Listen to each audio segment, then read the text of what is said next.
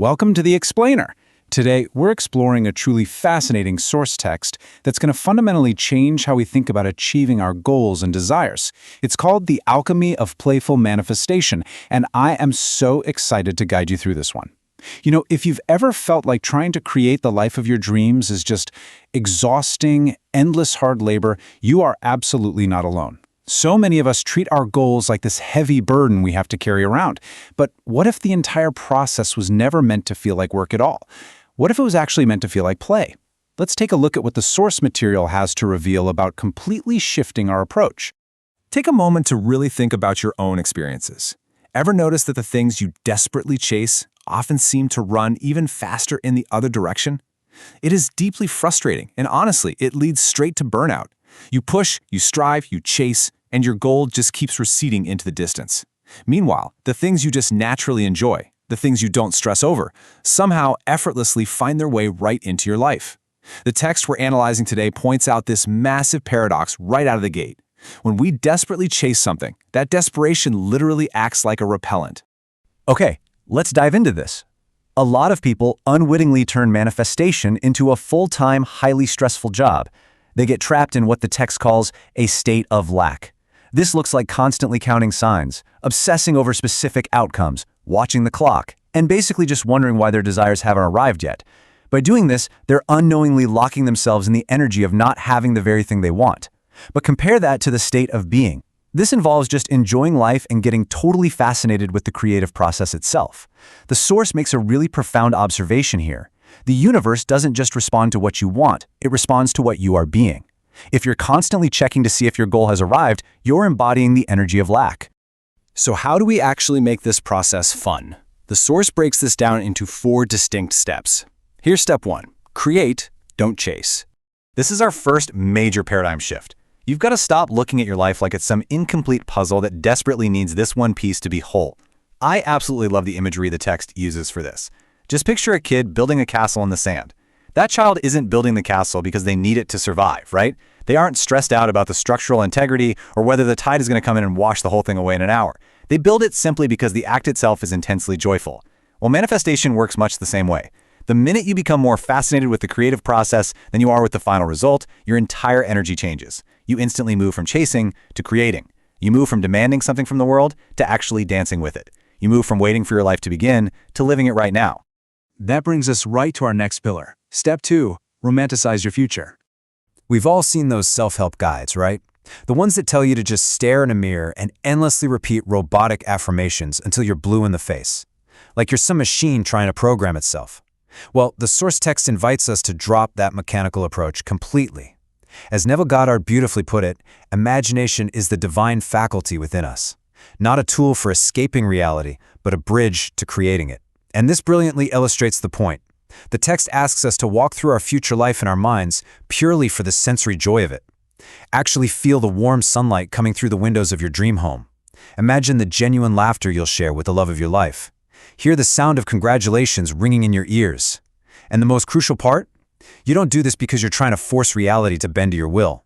You do it because imagination itself is one of the greatest, most profound pleasures of being human. When using your imagination becomes genuinely enjoyable, the process stops feeling like work. All right, picking up the pace a bit, we arrive at step 3, collect magic evidence. Instead of viewing your journey as this hard, uphill struggle against a cold and indifferent world, what if you turned it into a daily treasure hunt? Most people, when they're stressed out about a goal, actively search for proof that things aren't working. They look for the rejections, the roadblocks. But the text suggests we do the exact opposite. Start noticing tiny magical synchronicities, a deeply meaningful conversation that comes out of nowhere, a totally chance encounter that shifts your perspective, or maybe a book arriving in your hands at the exact perfect second you needed to read it, a fleeting thought that surprisingly becomes reality later that day. Life is constantly whispering to us, and the text notes that the more attention you give to these gentle whispers, the more you realize that reality is far more alive and responsive than you ever believed. Which brings us to step 4, detach through delight. Now, this is the tricky concept for a lot of people. The number one question people ask when trying to reach a goal is, how do I stop obsessing about my desire? Like, how do I let it go when I want it so badly? The secret is right in the concept itself. Detaching through delight means becoming so engaged with your life that you naturally release your grip on that specific desire. The answer to obsession isn't to forcibly wrestle your mind into submission. Actually, scratch that. Doing that never works anyway. It just creates more resistance. The real answer is to become so deeply engaged with your present life that you naturally relax your grip. The text tells us to go out and create, dance, travel, learn, laugh, fall in love with your everyday mornings, fall in love with the taste of your coffee or the sound of the rain outside. When life itself becomes rich and beautiful, you literally stop staring at the door, desperately waiting for one particular gift to arrive. And strangely enough, as the source points out, that is very often exactly when it arrives. Let's slow down the pacing right here, because we are approaching the core takeaway of this entire explainer: the power of play. So the crucial point is this. All of these steps lead us to a profound philosophical realization. The universe might be far more interested in teaching you how to enjoy your existence than in testing your patience. Think about that for a second. Perhaps this entire process was never just about getting the thing you wanted. Maybe it was about evolving into the version of yourself who could experience profound joy long before the physical evidence ever appeared. We have a choice in how we operate. We can manifest from a place of hunger, which is all desperation, endless waiting, and exhausting striving, or we can manifest from a place of wonder, driven by curiosity, a sense of play, and genuine delight. The source text makes it abundantly clear. The most powerful energy you can wield absolutely is not desperation. It is delight. When the process of creating your life becomes fun, it stops feeling like something you're trying to do. It seamlessly becomes something you are.